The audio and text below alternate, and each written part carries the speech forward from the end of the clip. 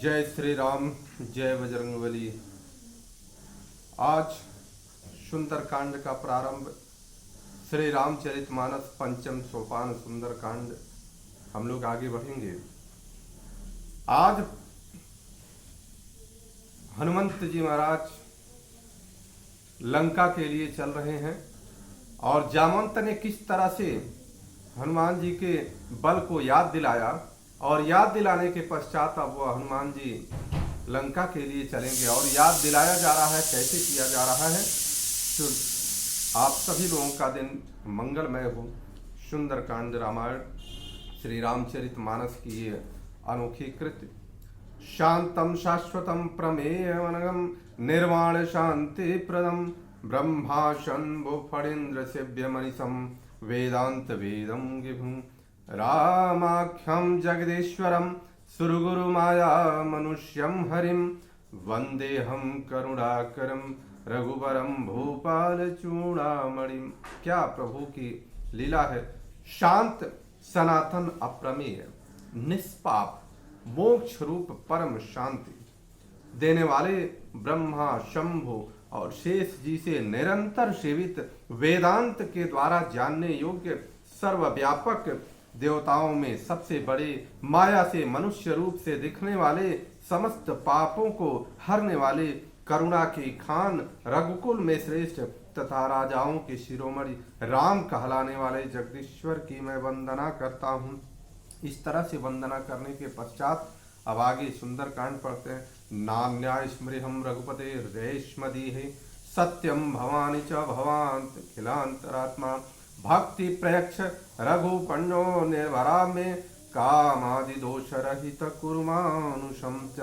हे रघुनाथ जी, मैं सत्य कहता हूँ, सत्यम बदामि च रघु करें नाना स्पृहा रघुपते हृदय स्मदीय। सत्य कह रहा हूँ कि आप सबके अंतरात्मा ही हैं, सब जानते हैं कि मेरे हृदय में दूसरी कोई इच्छा नहीं है। हे रघुकुल श्रेष्ठ, मुझे अपनी निर्भरा अर्थात पूर्ण भक्ति दीजिए और मेरे मन को काम आदि दोषों से मुक्त कीजिए। अतुलित बलधामम हेम शैलावदेहम धनुज वन किशानम ज्ञानी नामज्ञ गण्यम सकल गुण निधानम वानराणामधीशम रघुपति प्रिय भक्तम वात जातम नमामि। हनुमान जी की वंदना हो रही है कि क्या करें। अतुलित बलधाम, अतुल बल के धाम, हेम शैलावदेहम कह रहे सोने के पर्वत के समान कांति युक्त शरीर वाले धनुजवन किशानम ज्ञानी नामज्ञ गण्यम, मतलब दैत्य रूपी वन और ज्ञान के अग्नि के रूप ज्ञानियों में अग्रगण्य संपूर्ण गुणों के निधान वानरों के स्वामी श्री रघुनाथ जी के प्रिय भक्त पवन पुत्र श्री हनुमान जी को मैं सादर प्रणाम करता हूँ। इस तरह से हनुमान जी अब लंका के लिए प्रवेश करेंगे, लंका के लिए चलेंगे और किस तरह से हनुमान जी अपने अतुलित बल का उपयोग करेंगे। जामवंत के वचन सुहाए सुनि हनुमंत हृदय अति भाए सब लगी मोहि परिखेउ तुम भाई सही दुख कंद मूल फल खाई। जामवंत के वचन सुहाए, जामवंत के सुंदर वचन सुनकर हनुमान जी के हृदय में को बहुत भा गया। मतलब जामवंत जी ने कहा था कि हे हनुमान, आप का चुप साधे रहो बलवाना, आपके पास इतना अतुलित बल है कि क्यों आप चुप बैठे हुए हैं। फिर क्या कहते हनुमान जी, हे भाई, हनुमान जी कह रहे हैं कि हे भाई, तुम लोग दुख सहकर कंद मूल फल खा करके और तब तक मेरी यहीं राह देखना। कब तक? जब लगी आवहूँ सीत ही देखी हो ही काज मोहि हर्ष विसेखी यह कही नाई सबनि कहूँ माता चले हर्ष ही धरि रघुनाथा।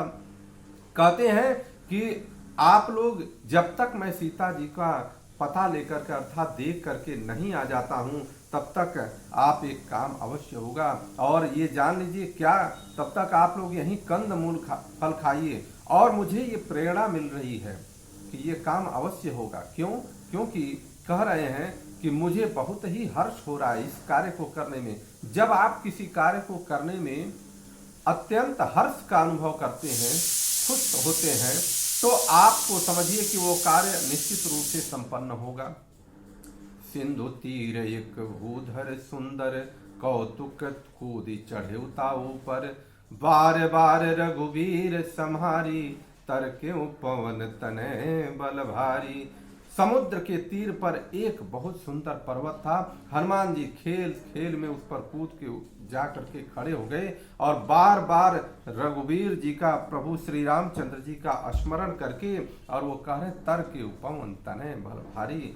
बलवान हनुमान जी उस पर से बड़े वेग से उड़े। और विज्ञान कहता है कि क्रिया की प्रतिक्रिया होती है, अर्थात जब वो वेग से उड़े तो क्या हुआ, प्रतिक्रिया क्या हुई, इनके जो पैरों का जो दम था, पैरों का जो वेग था, पैरों का जो प्रभाव था, विज्ञान भी प्रमाणित करता है कि नीचे की तरफ दबाया। और जब वह नीचे की तरफ दबा करके पर्वत को ऊपर की तरफ उड़े, तो जेहि गिर चरण रे हनुमंता, चलई सुगा पाताल तुरंता, जिमिय मोघ रघुपति करवाना, यही भांति चले हनुमाना। अब जिस पर्वत पर हनुमान जी पैर रख करके चले थे वह तुरंत ही पाताल में चला गया। अर्थात विज्ञान भी कहता है कि जब आप सामान्य ढंग से, सामान्य व्यक्ति भी प्रयोग कर सकते हैं कि किसी भी, जब आप जगह पर पैर रख करके कूदते हैं तो जितना ऊपर आप जाते हैं, अर्थात कितना ऊपर जाते हैं, जितना आप बल लगाते हैं, आप फोर्स लगाते हैं नीचे की तरफ, उतना ही ऊपर जाते हैं। जल निधि रघुपति दूत बिचारी, तय मैं ना कहूँ श्रमहारी। और समुद्र में उन्हें श्री रघुनाथ जी पैर रख कर चले, वह तुरंत ही पाताल में चले गए। जैसे श्री रघुनाथ जी, अब ये देखिए, अब पाताल में गया तो उसमें समुद्र के अंदर मैनाक नाम का पर्वत था, और वो उसने सोचा कि चलो मैं कुछ हनुमान जी का सेवा कर दूं। ये बड़ी सुंदर बात यह है कि जब कोई प्रभु के कार्य के लिए चले तो उसका कुछ न कर पाए अगर आप, तो उसकी सेवा ही कर दें तो भी उस आपका जीवन धन्य होगा। हनुमान तेहि परशा, कर पुनि कीन्ह प्रणाम, राम काजु कीन्हे सुदिनी, मोहि कहाँ विश्राम। और जब मैनाक ने कहा कि आप हमारे ऊपर आकर के थोड़ा विश्राम कर लीजिए, तो वो कह रहे हैं कि हनुमान जी क्या किए, हाथ से उसे छू लिया और कहा कि प्रभु के बिना कार्य किए मुझे कैसा विश्राम।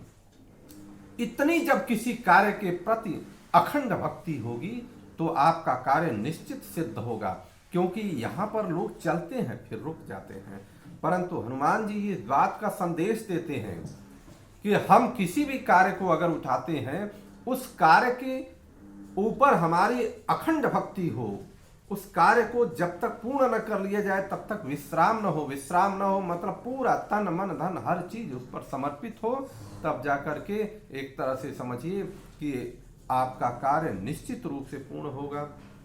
जात पवन सुत देवन देखा, जाने कहूँ बुल बुद्धि विशेखा, सुरसा नाम अहिन के माता, पठई सियाई कहीं ते ही बाता। देवताओं ने हनुमान जी को जब जाते देखा तो कह रहे हैं जाने कहूँ बल बुद्धि विशेखा, उनके बल बुद्धि का परीक्षा लेने के लिए कि क्या ये कार्य कर पाएंगे। वो क्या किए, सर्पों की माता, सुरसा नाम अहिन के माता, उन्होंने सर्पों की माता को वहां पर भेज दिया। और भेजा क्या, वो आई और आने के बाद वो कह रही है क्या, आज सुरन मोहि दीन है आहारा, सुनत वचन कर पवन कुमारा, राम काज करी फिर मैं आवऊं, सीता के सुधि प्रभु ही सुनावऊं, तब तब वतन पैठी हूँ जाई, सत्य कहूँ मोहि जान दे माई। कह रहे हैं, सुरसा कह रही है कि आज सुरों ने, देवताओं ने मुझे बहुत सुंदर आहार भेजा है और आज मैं खा करके प्रसन्न हो जाऊंगी। हनुमान जी कहते हैं कि भगवान रामचंद्र जी को कार्य को मैं पहले करके आता हूं और उसका संदेश प्रभु को सुनाता हूं और उसके बाद मैं आऊंगा तो आप मुझे खा लेना। इतना बड़ा विश्वास कोई करेगा? कि जब जान पर आई हो तो कोई विश्वास करे, लेकिन हमारे प्रभु हमारे हनुमान जी इतने सरल हृदय हैं कि उन्होंने इतनी बात कही। और सुरसा क्या कह रही है कि तुम मुझे मूर्ख बना रहे हो? क्या कोई अपने मृत्यु से लौटकर जाता है और फिर आकर के मृत्यु के में आकर के पड़ेगा? तब वो कह रहे हैं, तब तब वदन पैठी हूँ आई, सत्य कहूँ मोहि जान दे माई, कौने जतन देहु नहीं जाना, ग्रसही न मोहि कहूँ हनुमाना। कह रहे हैं कि मुझे सही कह रहे हैं कि मैं आकर के आपके वदन में आ जाऊंगा, बैठ जाऊंगा। आप कह रही हैं कि मेरे मुख में आना ही आ जाऊंगा। हे माता, आप मुझे जाने दीजिए, मेरे प्रभु का कार्य है, उस कार्य को पूरा करने दीजिए। जो जन भरते ही वदन। अब उसके बाद कह रहे हैं, हनुमान जी कह रहे हैं कि जब आप नहीं मान रही हैं तो ठीक है, तब खा ही लीजिए। तो जो जन भरते ही वदनु पसारा, कपितनु कीन दुगुन विस्तारा, सोरह जो जन मुखित तुरत पवन सुत बत्तीस भयऊ, जस जस सुरसा वदन बढ़ावा, तासु रूप कपि रूप दिखावा। देखिए, उसे योजन भर ने अपना मुंह फैला लिया सुरसा ने। तब हनुमान जी ने उसका 2 गुना कर दिया, 16 योजन का मुख किया तो हनुमान जी ने उसे 32 कर लिया। और जैसे जैसे सुरसा मुख का विस्तार कर रही है, हनुमान जी उसका 2 गुना होते जा रहे हैं। और जब कह रही है कि उन्होंने 100 योजन का जब सुरसा ने अपने मुख को बना लिया, फैला लिया, तो वह तुरंत क्या हुआ? अब हनुमान जी कुशल बुद्धिमान थे। 5 तत्व जो मुख्य है वो सारे हनुमान जी के अंदर विराजमान थे। और हनुमान जी इतने विद्वान हैं कि वो तुरंत छोटा सा रूप धारण कर लिए, मच्छर की तरह से छोटा सा रूप, और उसके मुख में प्रवेश किया, फिर बाहर आ गया। क्योंकि उसने